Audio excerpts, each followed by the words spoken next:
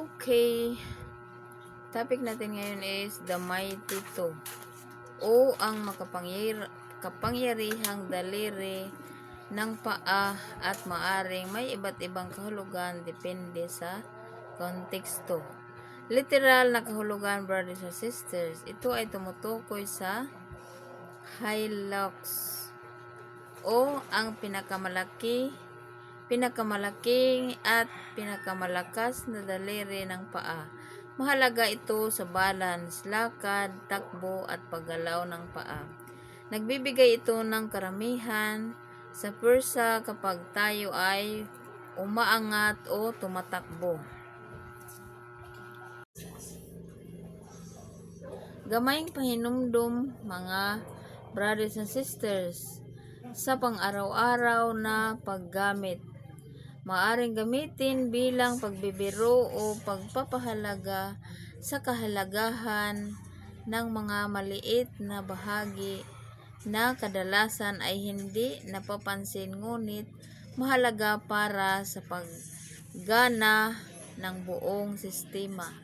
Nakikita mo ba ito sa isang tiyak na teksto at kwento at konteksto na gusto mong linawin? Hello everyone! Lahat tayo ay nakakaranas na meron tayong kaalaman at karanasan sa ating buhay. So brothers and sisters, ang mga natutunan, karanasang napagdaanan at mga aral na natanggap at nagpapalakas at nagpapayaman sa buhay ng isang tao sa paraang hindi maipagpapalit ng anumang halaga. Meron ka bang sariling pagkaunawa o karanasan na nagpapakita sa iyo ng kahalagahan ng tunay na kayamanan? So brothers and sisters, ikaw lang makasagot nito. Meron kang karanasan at kayamanan.